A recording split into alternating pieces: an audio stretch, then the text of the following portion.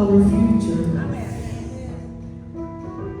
Sometimes kami khawatir, ketika kami percaya dan kami mengingat kebenaran-Mu bahwa Engkau ada untuk kami, maka kekhawatiran itu lenyap dalam perjalanan hidup kami. Karena saat yang paling terindah ketika kami ada dalam hati, menikmati kasih-Mu, menikmati cinta. Saat indah, worship Him. Ku berhadapan denganmu, memandang wajah-Mu, Yesus kekasih jiwaku.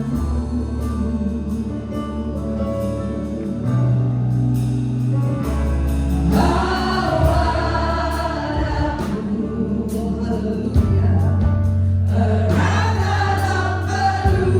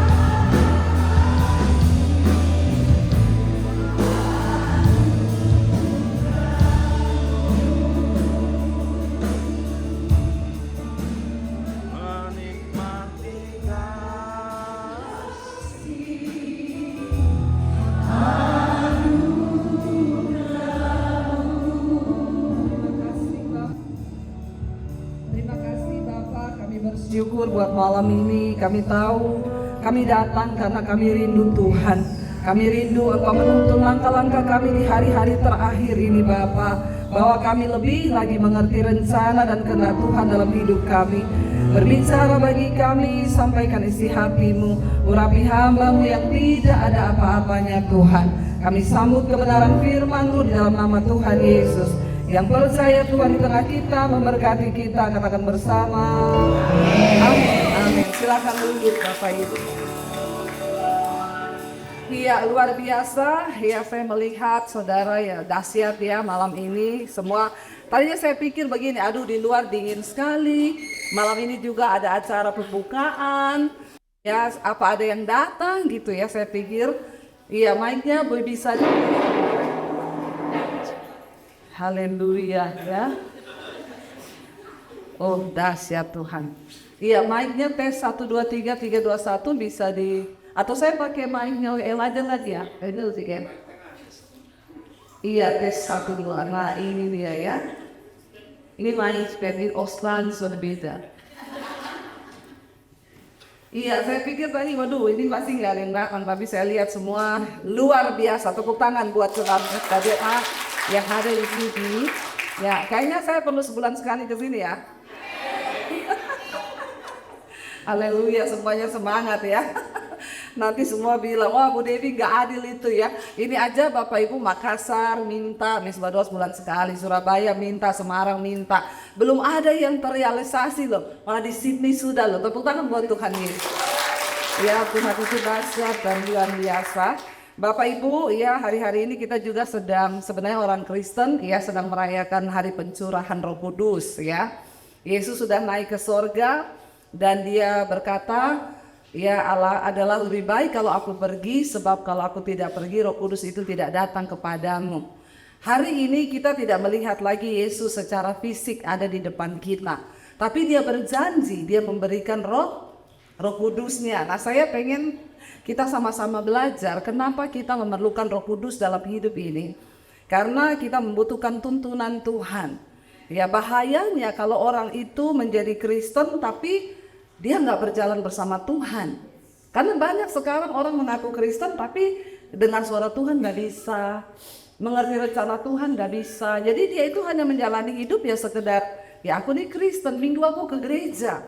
Tapi dia nggak ngerti rencana Tuhan, dia menghadapi masalah. Kenapa saya menghadapi masalah itu dia nggak tahu. Ya boro-boro dengar suara Tuhan, ngerti kehendak Tuhan juga enggak, apalagi itu. Padahal kita tahu sebuah hubungan itu dibangun di atas dasar komunikasi. Nah, kalau kita bicara hubungan dengan Tuhan, maka komunikasi kita dengan Tuhan juga harusnya lancar. Tuhan itu Tuhan yang berbicara. Bapak Ibu percaya enggak? Siapa yang percaya bahwa Tuhan masih berbicara sampai hari ini? Kalau nggak percaya pulang aja deh. Jadi kita di sini mau ngapain gitu ya? Kalau kita sudah nggak percaya Tuhan itu berbicara. Saya pengen kita lihat hari ini Mesbah Doa sudah sampai di 1 Samuel pembacaannya. Ya semua ikutkan. Ya saya percaya semua ikutlah. 1 Samuel kita sudah mengakhiri dengan 1 Samuel pasal 2 ya tadi malam. Itu mengisahkan tentang bagaimana Samuel lahir.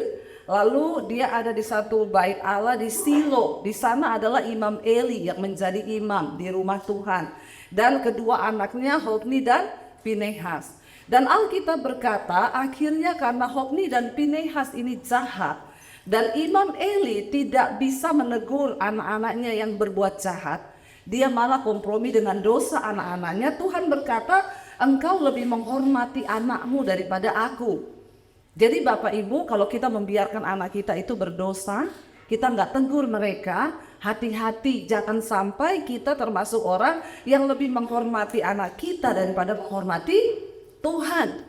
Tuhan marah kepada Imam Eli. Dia berkata, kenapa engkau lebih menghormati anak-anakmu? Karena anak-anaknya mencuri persembahan. Kalau ada bangsa Israel umat Tuhan yang datang membawa persembahan, itu bawa daging mentah. Ya, korban yang disembelih itu kan harusnya dibersihin dulu, dibakar dulu lemaknya bagi Tuhan, baru dagingnya diambil dipersembahkan untuk imam. Tetapi ketika datang anak-anak Imam Eli itu langsung ambil. Lalu mereka bilang, tunggu ini akan dipersembahkan dulu. Nggak bisa, saya pengen lemaknya.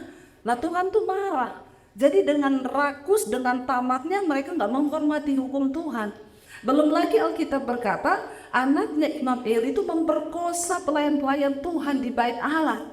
Dia tiduri perempuan yang melayani, dan itu mendukakan hati Tuhan. Mereka bersinah, mereka melakukan kenajisan. Hati-hati Bapak Ibu, kita ini banyak pengajaran sekarang. Banyak yang berkata, kita nggak apa-apa, kita berdosa, kita bersinah itu nggak dosa kok. Kita selingkuh juga nggak dosa kok. Yang penting kita ini sudah percaya kepada Yesus. Sekarang tuh banyak pengajaran yang berkata bahkan jangan percaya lagi ada kutuk. Kita ini sudah di dalam Yesus, Yesus sudah mati buat kita. Ya, hati-hati pengajaran-pengajaran sekarang yang masuk kepada hyper grace, tidak lagi ya menghormati Tuhan. Padahal kita tahu Tuhan tuh nggak berubah. Kenapa perjanjian lama itu ditulis? Supaya kita mengerti sikap Tuhan, bagaimana karakter Tuhan. Dia Allah yang kudus, dia menghormati kekudusan. Bagaimana kalau kita jadi anak-anak Tuhan tidak menghormati? Lalu Alkitab berkata, jangan dirubah-rubah lagi ya mic saya ya, T12, kenapa berubah terus ya ini?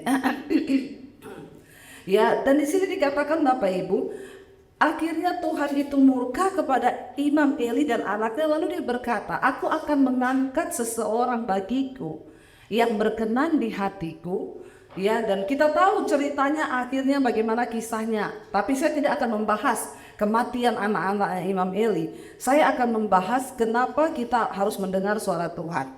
Dari 1 Samuel pasal yang ketiga, judul perikopnya Samuel terpanggil. Ya, lalu dikatakan di sana ayat yang pertama 1 Samuel 3, Samuel yang muda itu, ya kata firman Tuhan, menjadi pelayan Tuhan di bawah pengawasan Eli. Pada masa itu firman Tuhan jarang, penglihatan pun tidak sering. Ya, ini yang saya mau sampaikan. Pada masa pemerintah atau Imam Eli diangkat menjadi imam, Alkitab dengan jelas berkata pada masa itu firman Tuhan jarang dan penglihatan pun tidak sering. Mengapa Tuhan tidak lagi berbicara pada zamannya Imam Eli menjadi imam di bait Allah? Karena dosa itu membuat manusia terpisah dari Tuhan. Akibat dosa Imam Eli, mereka yang berada di bait suci, Imam Eli itu imam yang harusnya mendamaikan umatnya dengan Tuhan yang berdosa. Tapi kalau imamnya sendiri sudah hidup di dalam dosa, bagaimana mungkin dia mendamaikan lagi umat dengan Tuhan? Dan pada masa-masa itu Alkitab berkata, Tuhan tidak lagi berfirman, bahkan penglihatan pun tidak ada lagi. Wow, Bapak Ibu, ketika kita menjadi orang percaya, tapi kita nggak pernah dengar suara Tuhan, kita nggak pernah mengalami tuntunan Tuhan, kita nggak pernah mengalami dengar suara Roh Kudus, lalu buat apa kita ikut Tuhan? Sehingga kita hidup di dalam dosa, hawa nafsu itu sudah menjadi hal yang biasa. Ya, hari kita lihat Imam Eli menjadi biasa anak-anaknya dengan dosa. Mereka tidak menyadari lagi kalau itu mendukakan hati Tuhan. Dan Alkitab berkata di sini pada masa itu, ya firman Tuhan jarang, bahkan penglihatan pun tidak sering lagi. Sangat berbahaya ketika kita berpikir bahwa kita ini masih ikut Tuhan, tapi kita nggak pernah lagi dengar suara Tuhan, nggak ada teguran lagi di hati, Tuhan nggak berbicara lagi kepada kita. Itu ya saya berdoa malam ini biar Tuhan menyampaikan firman bagi setiap kita di sini. Jangan sampai kenyamanan membuat kita tidak lagi mendengar suara Tuhan. Janganlah sampai kenyamanan membuat kita ini akhirnya ya sudahlah, saya jalani aja hari saya begini, saya hidup, yang penting saya masih hidup, masih ada gaji, ya saya masih bisa happy-happy, itu cukup. Bapak Ibu, kita harus hidup di dalam penyertaan dan pimpinan Tuhan. Kita harus mendengar apa yang Tuhan mau. Ya, saya berkali-kali bersaksi bagaimana berjalan bersama dengan Tuhan ketika kami dipanggil untuk pindah dari Solo ke Jakarta. Sampai di Jakarta, ya kami dapat nubuatan, udah mau balik ke Solo waktu itu. Aduh, berat ya. Kita baru beli rumah di Solo, tiba-tiba dapat panggilan, Tuhan bilang, aku akan bawa kamu pergi dari kota ini ke satu tempat yang akan aku tunjukkan. Saya berdoa puasa untuk cari tahu apa yang Tuhan mau. Ya, kita akan lihat di sini. Lalu ayat yang kedua, nanti saya sering dengan kesaksian saya seling-seling. Ayat yang kedua berkata begini, pada suatu hari, ya ayat 2, pada suatu hari Eli yang matanya mulai kabur, tidak dapat melihat dengan baik, sedang berbaring di tempat tidurnya. Ya, ayat yang ketiga dikatakan, lampu rumah Allah belum lagi padam. Samuel telah tidur di dalam bait suci Tuhan dekat tempat tabut Allah. Samuel tidur aja dekat dengan tabut Allah.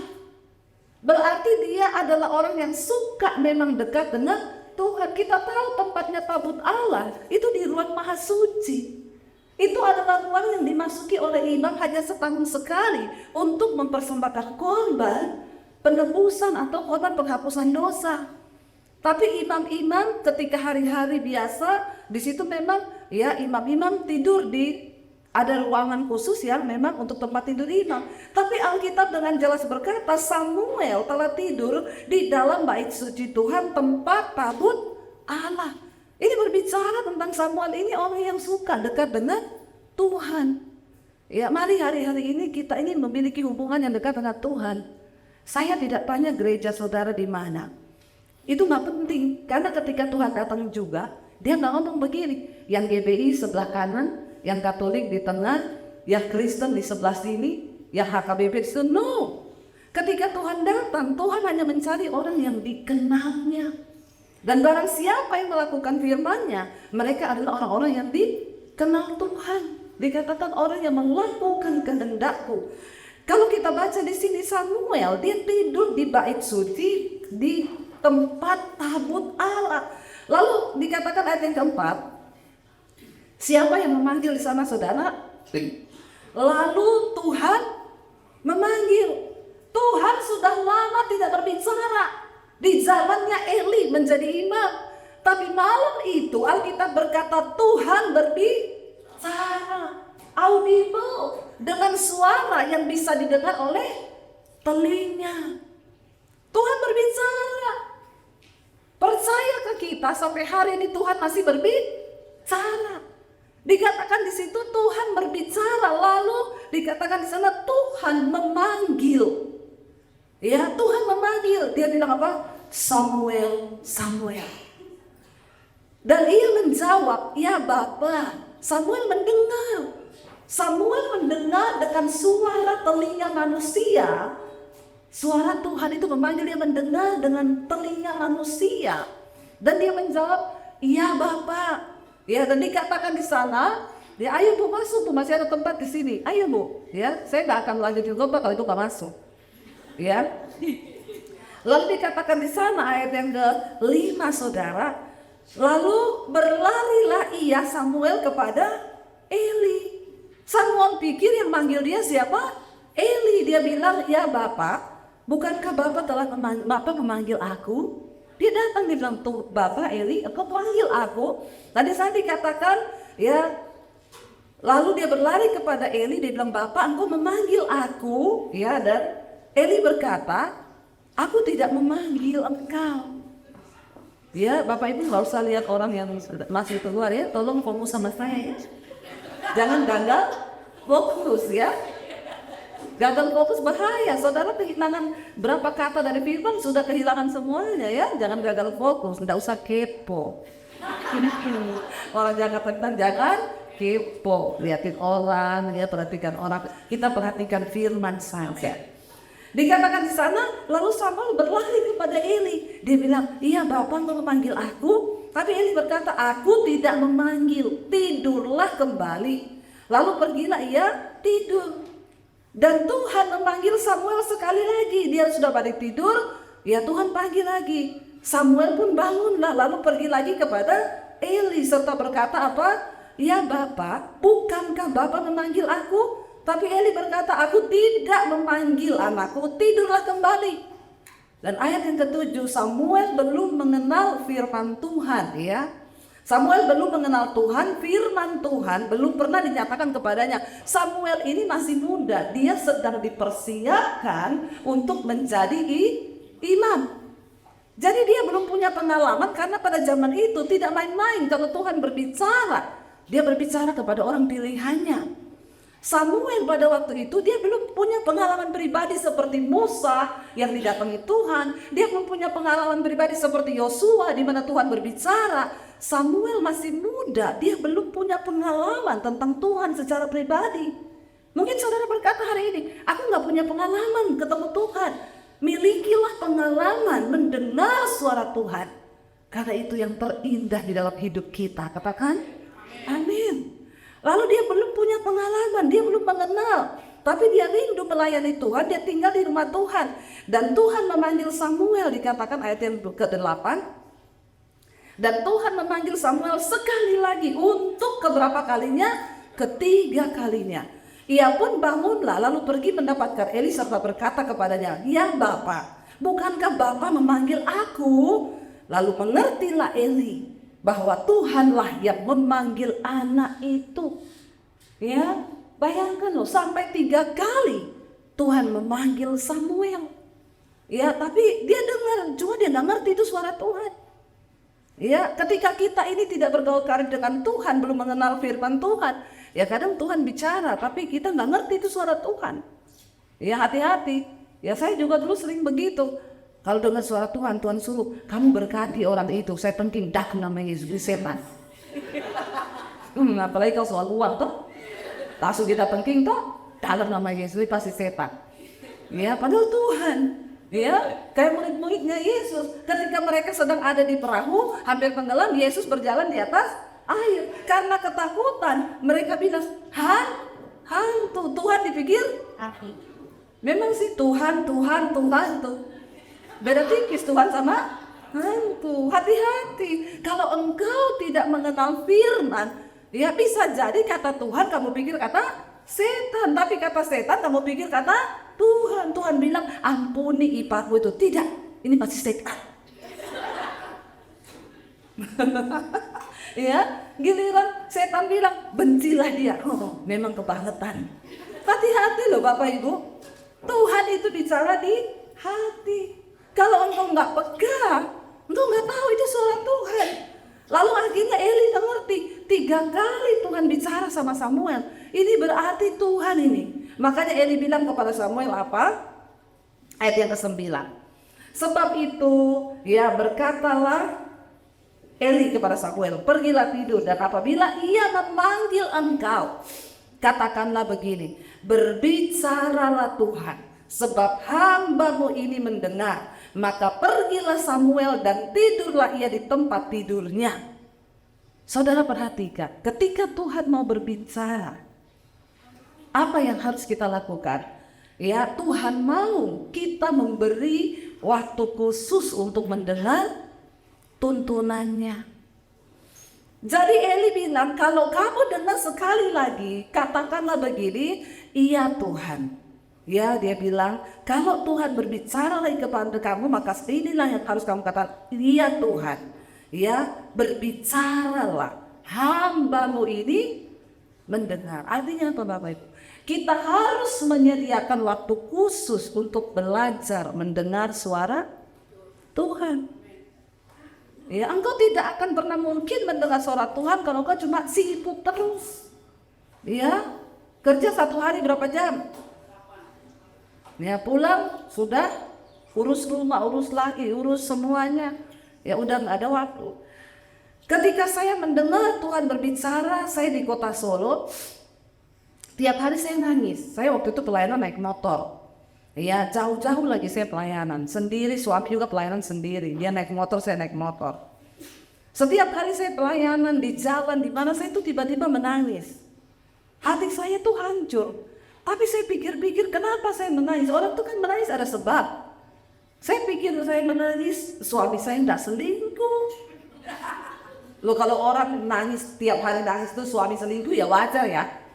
Suaminya selingkuh ya dia nangis. Amin ibu-ibu. Tidak ada amin, berarti tidak pernah suaminya selingkuh. Puji Tuhan haleluya terus kasih kali. Saya hanya mengumpat hari ini. Ya supaya kalau ada yang bilang amin langsung saya panggil lagi buat seling pribadi. Ya. Saya nangis tiap hari, saya pikir-pikir suami saya tidak selingkuh. Yang kedua, kenapa saya menangis? Saya lagi nggak ada utang. Kalau orang nangis itu kan ada yang disedihin. Ketika saya menyadari saya tidak ada apa-apa, tapi nangis terus hati saya hancur, saya tahu Tuhan ini mau bicara sesuatu sama saya. Apa yang saya lakukan? Saya doa puasa. Saya datang ke satu tempat doa. Saya bilang sama teman saya, Ci, saya pinjam tempatnya ya. Kenapa? Saya mau berdoa. Saya lagi bergumul untuk mendengar suara Tuhan tentang pelayanan saya. Oh iya, pakai aja. Saya datang berhari-hari. Saya belum mendengar apa-apa. Tapi saya bilang, Tuhan ini aku Tuhan. Bicara kepadaku. Apa yang mau engkau sampaikan? Tiba-tiba satu kali Tuhan bicara. Apa yang Tuhan sampaikan kepada saya? Dia kasih tahu keadaan gereja hari-hari ini. Betapa pelayanan itu sekarang hancur. Hamba-hamba Tuhan berdosa, bersinah, nggak lagi peduli dengan umatnya. Kalau hamba Tuhan saja udah seperti itu, bagaimana gereja? Saya menangis hari itu seolah-olah merasakan hati Tuhan yang begitu dahsyat. Saya hancur, hati saya nangis. Lalu saya bilang, Tuhan, apa yang harus saya lakukan sekarang? Saya dengar suara Tuhan ngomong gini, aku akan membawa engkau pergi dari kota ini. Saya tambah nangis lagi, kenapa? Di rekening saya nggak ada uang 1 M. Kalau ada uang 1 M, oke Tuhan, siap, kemana saya pergi? Kan begitu. Masalahnya saya nggak punya uang, jangankan 1 M, 10 juta aja nggak ada. Terus kalau Tuhan bilang pindah ke satu tempat yang akan Tuhan bawa, anak saya 3 udah sekolah, yang paling kecil tuh TK. Di otak saya mikir mau pindah, bagaimana caranya mau pindah. Tapi saya bilang, bicara Tuhan, aku mau mendengar. Tuhan bilang, aku akan bawa kamu pergi dari kota ini, ya, ke satu kota yang akan aku tunjukkan. Saya pikir kok kayak Abraham saya ya. Dan ternyata Tuhan kita itu masih memilih loh orang-orang yang mau dia pakai hari-hari ini. Amin. Dia bukan hanya bicara kepada Abraham. Dia bukan hanya bicara kepada Daud. Dia bukan hanya berbicara kepada Musa. Dia berbicara kepada saudara dan saya. Karena itu hari ini tangkap isi hati Tuhan bagimu di kota ini. Katakan. Amin. Nanti kita akan berdoa buat kota ini. Bapak Ibu lihat di sekelilingmu betapa banyak orang yang sedang berjalan menuju kepada kebinasaan. Saya lihat di sini banyak Bambang sama Joko jalan gandengan. Saudara mengerti maksud saya? Lagunya pelangi-pelangi alangkah indahmu. Ya itu. Ngeri. Dan akhirnya saya bilang, Tuhan bicara sama saya. Waktu saya dengar Tuhan bilang, aku akan membawa engkau keluar dari kota ini untuk sebuah tujuan yang besar. Saya bilang, Tuhan, kalau engkau bicara sama saya, engkau juga bicara sama suamiku. Aku tidak mau ngomong ini Tuhan. Aku takut aku salah dengar. Jadi saya nggak mau ngomong. Saya mau tunggu konfirmasi dari Tuhan. Karena kalau Tuhan bicara itu dua-dua pasti dia bicara. Bukan cuma sama istri, bukan cuma sama suami, tapi dua-dua. Nah selama kita masih mendengar itu dan kita belum tahu, doa dulu tutup mulutmu. Saya menyimpan itu di dalam hati saya. Ya, sampai akhirnya ketika Maria juga begitu kan, Roh Kudus datang berkata, Maria, kau akan punya anak. Ya, Maria bilang, bagaimana mungkin, saya belum menikah. Tapi Roh Kudus bilang itu akan terjadi karena apa yang dikehendaki Bapa pasti akan terjadi. Alkitab berkata Maria menyimpan itu dalam hatinya. Sampai Tuhan bicara sendiri kepada Yusuf. Saya menyimpan itu, maka Debbie menyimpan itu dalam hatinya. Sampai Tuhan bicara sama suami saya. Satu kali malam-malam suami saya itu bilang ini, Say, sini deh kita ngobrol-ngobrol. Saya udah deg-degan. Dia bilang gini, kamu rasa gak sih kita di kota ini stuck loh? Saya bilang, ya kalau dibilang stuck enggak ya Say. Kita pelayanan terus, saya pelayanan terus. Kalau minggu pelayanan di gereja-gereja, kalau hari biasa di perusahaan-perusahaan. Dia bilang, iya tapi kita stuck loh. Aku kerasa, kata suamiku, Tuhan tuh kayaknya mau bawa kita keluar dari kota Solo. Waduh, seperti halilintar menyambat. Ya ampun, berarti bener nih Tuhan bicara nih. Saya bilang sama dia, kalau gitu menurut kamu Tuhan bawa kita kemana? Dia bilang, kayaknya ke Batam. Saya bilang, kenapa kamu ngomong Batam? Karena dulu saya habis lulus sekolah di Bandung, sekolah Alkitab, ada yang tawari saya pelayanan ke Batam. Cuma saya pulang karena kan ada kamu di Solo waktu itu. Ya, tapi saya bilang sama dia, tapi kamu jangan membatasi Tuhan. Kita berserah aja kemana Tuhan mau bawa. Ya udah sekarang kita minta tanda. Lalu kita ngobrol, saya bilang gini, Say, ingat nggak dulu ada pendeta di Jakarta tawari kita pindah ke Jakarta. Ya, pendeta itu bilang gini, Daniel, Debbie, kalian itu kayaknya tempatnya bukan di Solo, di Jakarta. Kenapa Bapak yakin? Iya, saya yakin. Oh enggak Pak, kita di Solo. Tandanya apa? Kita sudah beli rumah di Solo. Jadi nggak mungkin kita pindah-pindah. Kan udah nyaman. Dia bilang gini, oke, kalau sekarang kamu belum mendengar panggilan Tuhan, enggak apa-apa. Satu saat kalau kamu dengar panggilan Tuhan, hubungi saya. Terus saya bilang sama suami, itu pendeta dulu tawari kita pindah ke Jakarta. Ini kali maksud Tuhan. Terus dia bilang, dia coba kamu WA lagi ke pendeta itu. Saya bilang, saya cari dulu nomor HP-nya ya. Saya cari di HP saya, udah nggak ada nomornya. Karena ternyata saya sudah ganti HP. Itu ke bawah di memori HP yang lama. Orang penting itu ganti HP, bukan ganti nomor, amin. Orang bermasalah ganti nomor terus. Tiap bulan dia ganti terus dia nomor. Tiap ketemu orang, sudah ganti nomor saya. Makanya saya hubungi kok tidak bisa. Iya, sudah ganti nomor saya. Orang itu ganti HP, jangan ganti nomor. Ya, ini nomor saya dari saya sebelum menikah dia sama suami. Lalu akhirnya suami saya bilang gini, nanti saya minta nomornya pendeta itu. Karena gereja kita kan sering undang, pasti sekretaris tahu nomornya. Saya bilang sama dia gini, Say, enggak usah tolong Tuhan. Kita jadikan ini tanda. Kalau memang Tuhan panggil kita untuk pelayanan ke Jakarta lewat Bapak Pendeta itu, kita suruh Tuhan kirim itu nomor HP ke kita. Menurut saudara susah atau susah? Buat kita susah, buat Tuhan tidak ada ya? Susah. Ya saya bilang biar Tuhan yang kirim nomornya, kita enggak usah tolong Tuhan. Jangan tolong Tuhan, malah kalau bisa enggak usah kita pindah ke Jakarta. Ngapain kita ke Jakarta? Kita di sini udah enak, udah jalan. Di Solo itu makan 5.000 satu hari cukup. Beli soto 5.000 dapat satu rantang. Lu bener di Solo. Ya 500 rupiah masih ada tahu. Tempe 500. Jadi nyaman banget hidup di Solo. Ya, jadi saya bilang nggak usah lah, kita di sini aja udah nyaman kita. Iya, nggak usah minta nomornya ya, jangan kamu cari tahu. Iya, kita diam-diam. 1 minggu, 2 minggu nggak ada apa-apa. Yes, berarti dah.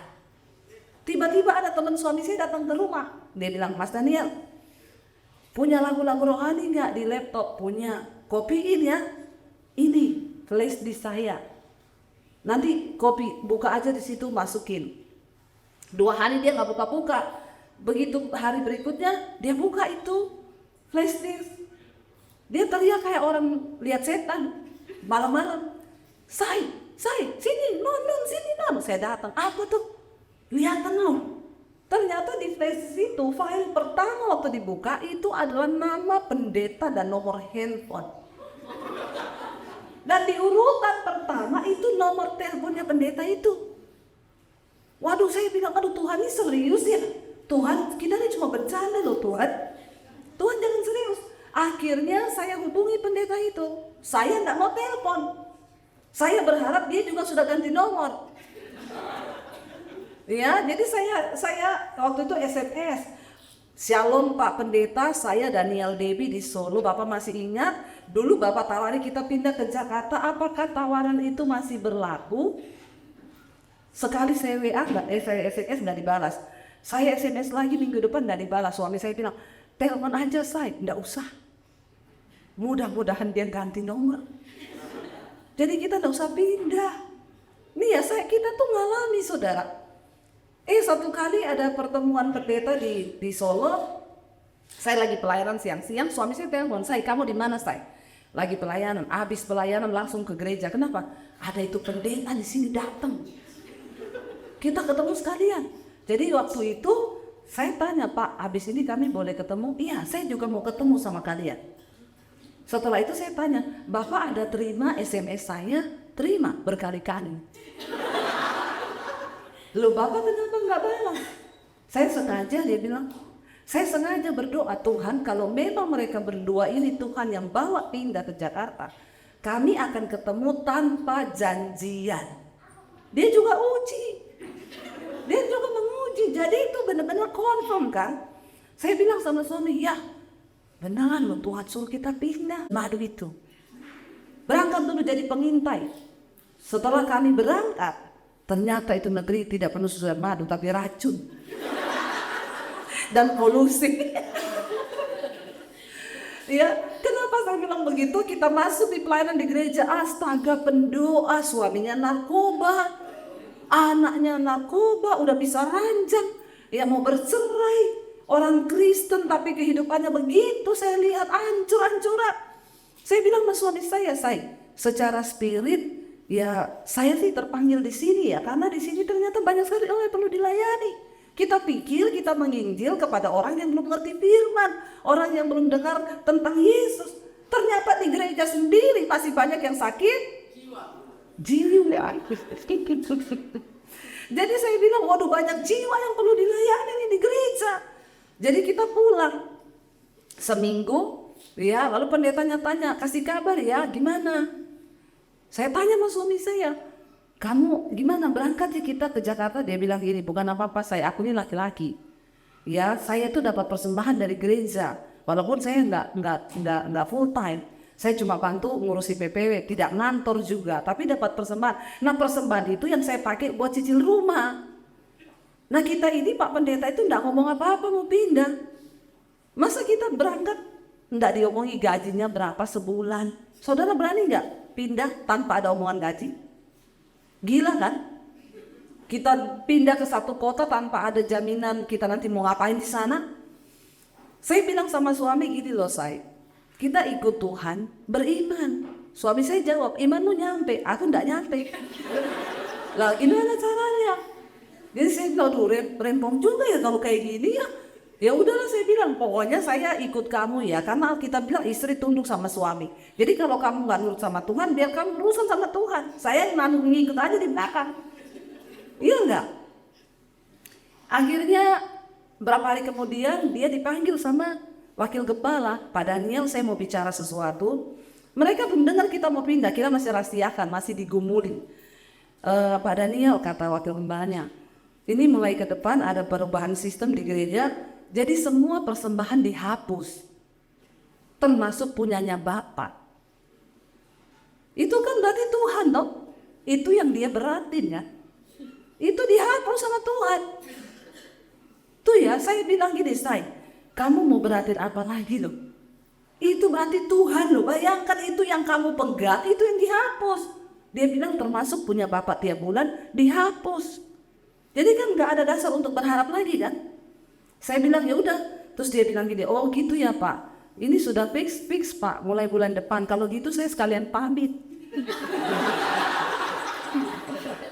Memang terkadang Tuhan itu memaksa ya, menjorokin orang itu.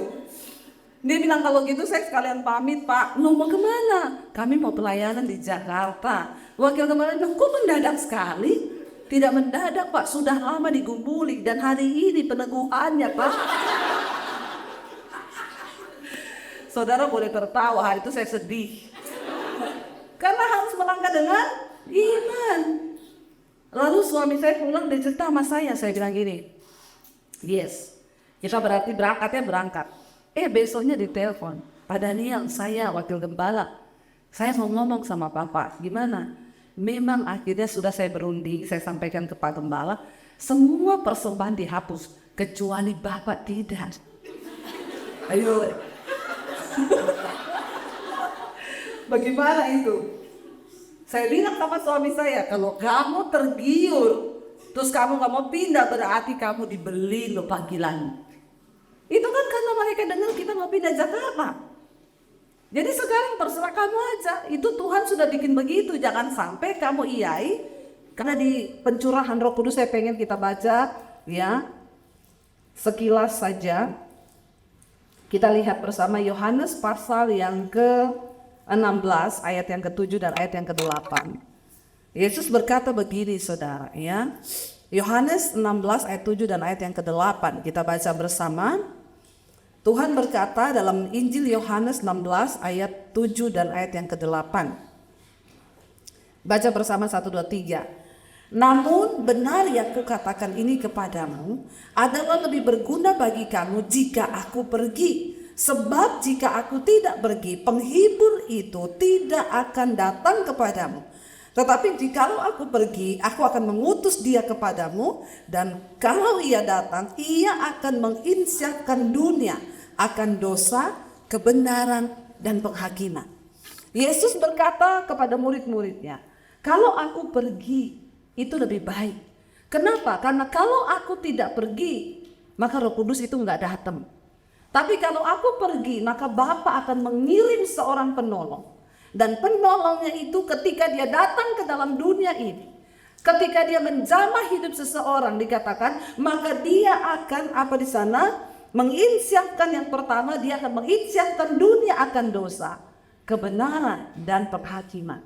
Bapak Ibu, saya beberapa waktu yang lalu ketemu dengan seorang pejabat, dia jenderal di Jakarta. Saya diundang pelayanan di kantornya. Lalu dia cerita kepada saya bagaimana dia bertobat, dan dia itu benar-benar bertobat. 2019 tiba-tiba berat badannya drop, turun 10 kilo. Orang kalau berat badan tiba-tiba turun tuh bahaya. Makanya yang gak turun-turun bersyukur. Amin. Kayak saya ini bersyukur saya. Berat badan saya susah sekali turun. Lewat Medan Cia naik 1 kilo. Biasa juga ketahuannya. Itu cuma lewat tol, baru hirup dia punya bau, naik 1 kilo. Ya, mampir di sawah naik 2 kilo. Ya, di mana Enjoy Me naik lagi 1 kilo. Jadi, ini tadi ngomong apa ya? Kenapa ya? Langsung turun drastis 10 kilo. Lalu akhirnya dia periksa ke dokter. Dokter ngomong, kamu hidupnya gak lama lagi karena kamu kena penyakit yang mematikan dan hidupmu tinggal beberapa saat. Ketika orang diomongi hidupnya tinggal beberapa saat, kira-kira bagaimana reaksinya? Kalau kita dibilang hidup kita tinggal 3 bulan, bagaimana reaksimu? Yesus, haleluya, tinggal 3 bulan. Mau dugem, ke kasino, judi-judi, selingkuh, main perempuan, gitu? Enggak kan? Waktu orang dikasih tahu umurnya tinggal 3 bulan, apa yang dia lakukan? Bertobat. Makanya kenapa Tuhan gak kasih tahu tanggal mati kita tanggal berapa? Supaya kita berjaga. Orang tuh kalau dikasih tahu tanggal matinya jadi mati. Saya bilang, loh ini kok udah jadi mati, kemarin sudah mati, ini gak jadi mati. Katanya sudah persiapan semua, udah berdiri tenda, udah diumumin di masjid, udah siap semua. Karena dokter sudah menyatakan dia mati, tiba-tiba dia hidup lagi. Lalu, oh ya udah berarti memang belum mati, nggak usah kepo. Lalu satu kali saya ketemu dia di hotel. Kita mau urus visa ke Amerika, kita nginep dekat hotel di kedutaan karena mau dipanggilnya subuh kita. Jadi saya datang di hotel tuh, saya sama tante saya sama teman saya. Tiba-tiba dia duduk di lobi hotel. Saya datangin dia, kayaknya kamu sih ini ya. Iya Dep, kok kamu ingat saya? Kamu waktu itu nggak jadi mati. Loh karena kan sudah diumumin mati. Dia bilang, oh nggak jadi. Terus saya bilang, berapa lama itu? Loh saya udah berjam-jam loh mati. Istri saya dokter. Jadi waktu saya dikabarin mati, istri saya udah datang ke rumah sakit memastikan saya secara medis sudah dinyatakan mati. Jadi sudah bikin pemberitahuan di masjid, di tetangga, udah berdiri tenda. Lelayu sudah beredar, telah meninggal, telah berpulang ke rahmatullah, kecelakaan, mati di tempat. Tiba-tiba hidup lagi. Lalu saya tanya dia, kamu mati berjam-jam, berarti kamu tuh pasti punya pengalaman pribadi. Iya. Dia bilang, saya dibawa naik ke roh saya, melayang melalui beberapa tingkatan langit. Lalu saya sampai di tempat yang paling tinggi. Dia bilang, itu ada cahaya di situ. Ada satu sosok yang keluar menemui saya. Saya nggak bisa lihat mukanya tapi bersinar gitu. Lalu dia berkata, kamu belum saatnya ada di sini. Kamu harus pulang dan kamu ceritakan apa yang kamu alami. Saya deg-degan dong karena dia bukan orang Kristen. Jadi saya tanya, saya boleh tahu nggak? Yang kamu lihat di sana itu berarti kan kamu sudah ada di tempat yang maha tinggi itu. Kamu ketemu Tuhan itu yang maha kuasa. Karena dia yang berkuasa ngomong pulang atau hidup atau mati. Saya boleh tahu nggak? Kamu lihat sosoknya itu seperti apa? Saya tahan napas nih karena dia bukan orang Kristen. Saya takutnya dia bilang, kamu tahu nggak yang saya temui di sana? Sumbokong. Aduh celaka kita. Udah nggak usah jadi Kristen aja kalau gitu. Orang di sana sumbokong, ya, atau Roro Kidul misalnya dia bilang ya. Dia bilang gini sama saya, Deb, saya mau ngomong serius. Kenapa?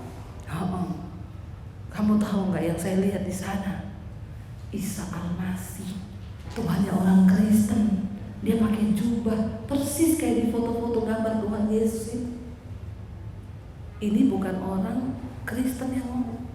Jadi saya bilang, puji Tuhan. Kita kan nggak perlu mati dulu baru tahu toh. Puji Tuhan ada orang yang sudah pernah mati yang cerita kan. Jadi cukup kita percaya bahwa memang Yesus itu Tuhan yang akan mengadili orang yang hidup dan yang mati. Karena itu Bapak Ibu, mari kita sungguh-sungguh mencari Tuhan. Ya, saya minta suami saya mungkin bisa main piano sedikit. Kita mau nyanyi dulu satu lagu, ya, bahwa kita percaya Tuhan yang sanggup menjamah hati kita, biar piano saja ya. Karena kan ini mesbah doa ya. Jadi ya kita minta Tuhan untuk turut bekerja, ya, biar Tuhan jamah kita. Bapak Ibu, bukan secara kebetulan Bapak Ibu ada di kota ini. Tapi mari minta Roh Kudus, apa yang Roh Kudus mau dari hidup kami? Apa yang Tuhan mau? Kita mau buka hati bagi Tuhan, kita mau buka hati bagi jamahan Tuhan. Kita mau bilang di hadapan Tuhan hari ini, biar Roh-Mu yang hidup penuhi kami Tuhan. Kita mau bilang di hadapan Tuhan bahwa Tuhan, kami mau biar hadirat-Mu penuhi kami hari ini. Tutup mata di dalam hadirat Tuhan. Datang pada Tuhan secara pribadi. Dia masih Tuhan yang berbicara sampai hari ini. Dia Tuhan yang mau menuntun Bapak Ibu dan saya. Jangan cuma mau jadi Kristen yang biasa, tapi bilang Tuhan berbicara bagi kami. Kami perlu mendengar suara. Bilang Tuhan, kami perlu tahu isi hati-Mu. Bilang Tuhan, kami perlu tuntunan dalam hidup kami. Karena kami tahu kebahagiaan di hidup kami adalah ketika kami dekat dengan Tuhan. Ketika kami mendengar suara Tuhan. Ketika kami tahu isi hati Tuhan. Kami tidak ingin ketika Engkau datang kembali, Engkau dapati kami tidak melakukan kehendak-Mu Bapa. Karena yang pada akhirnya akan Yesus cari orang-orang yang melakukan kehendak-Mu. Dia bilang, marilah anak-anakku masuk dalam perjamuan-Ku, engkau yang melakukan kehendak-Ku. Kita percaya Roh Kudus sudah diberi bagi kita. Biar Roh Kudus penuhi hidup kita dan Dia akan berbicara menuntun kita. Dia menyampaikan sesuatu yang Dia terima dari Bapa. Terima kasih Tuhan. Kami buka hati bagi jamahan-Mu dalam hidup kami. Roh-Mu yang hidup penuhiku, mengalir dalamku. Katakan, jiwaku tenang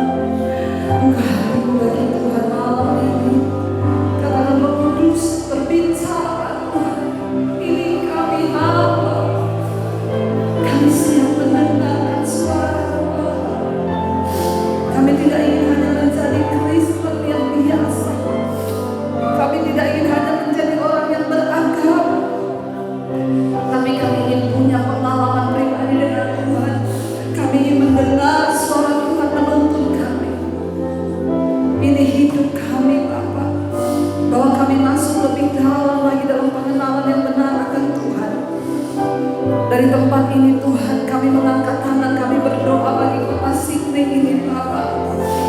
Bapak, biar lawatan boleh terjadi di kota ini Tuhan. Selamatkan orang-orang yang terhilang, selamatkan mereka yang sedang berjalan kepada kebinasaan. Kami berdoa biar Roh Kudus dicurahkan di atas kota ini Bapak. Selamatkan kota ini.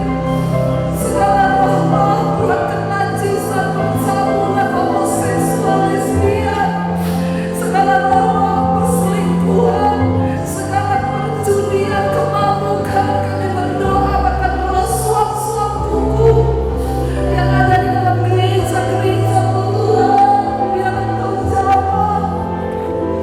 Kami berdoa bersyafaat bagi kota ini Tuhan, anak-anak kami seperti Abraham yang berdoa untuk Sodom dan Gomora Tuhan. Kami pun berdoa bagi kota ini biar Engkau temui.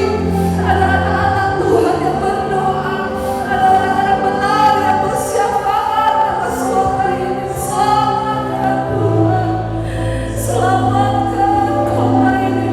Kami tahu Engkau yang berfirman berdoa bagi kesejahteraan kota di mana Engkau aku tempatkan.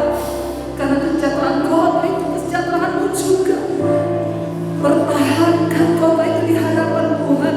Kami tahu bukan secara kebetulan Tuhan taruh kami ada di sini supaya kami bersyafaat bagi kota ini. Kami juga berdoa buat kota Jakarta, buat Indonesia dari Sabang sampai Merauke. Tuhan jamah dan lawan Tuhan tanah air kami, kasihi bangsa kami, selamatkan bangsa kami. Biar hujan pertolongan tercurah dari Sabang sampai Merauke. Setiap lidah mengaku, setiap lutut bertelut menyembah Yesus adalah Tuhan dan Juru Selamat. Terima kasih Bapak. Mari Bapak Ibu pakai kesempatan ini berdoa buat keluargamu yang belum bertobat. Engkau berdoa buat anak-anakmu, buat orang tua, buat saudaramu yang belum mengenal, bahkan hidup jauh dari Tuhan. Katakan Tuhan, kami tidak minta apapun, kami cuma minta anak-anak kami bertobat dan hidup dalam jalan-jalan-Mu. Kami minta keluarga kami Engkau selamatkan Tuhan, selamatkan Bapak. Biarlah jamahan Tuhan terjadi, Roh Kudus pun dicurahkan, sehingga mereka boleh menginsyafkan mereka akan dosa, kebenaran dan penghakiman. Jamah keluarga kami Tuhan, biar mereka kembali, mereka boleh mengalami perjumpaan pribadi dengan Tuhan. Minta jiwa keluarga, minta saudara, mungkin itu istrimu, anakmu, keluarga, suamimu yang belum bertobat. Katakan Tuhan, selamatkan Tuhan. Taruh hatimu dalam hati kami hari-hari ini untuk kami terus bergerak mengikuti pergerakan Tuhan. Hamba berdoa Tuhan biar kebangunan rohani terjadi di kota Sydney ini di dalam nama Yesus. Ada kebangkitan rohani yang terjadi di kota ini, diawali dari setiap kami Tuhan. Biar api doa itu naik dari kota ini Bapak, bahkan setiap hati kami Tuhan, untuk pergerakan itu mulai terjadi. Tidak ada perkara yang mustahil bagi Tuhan. Terima kasih buat malam ini Bapak. Engkau sendiri Tuhan akan meneraikan setiap firman yang kami dengar.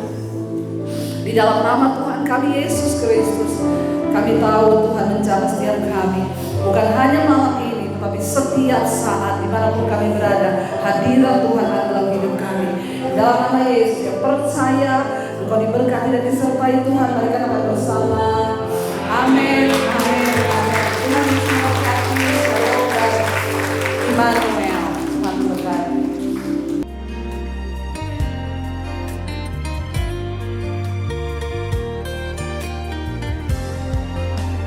Kau yang pegang tanganku, Kau yang sentuh hati.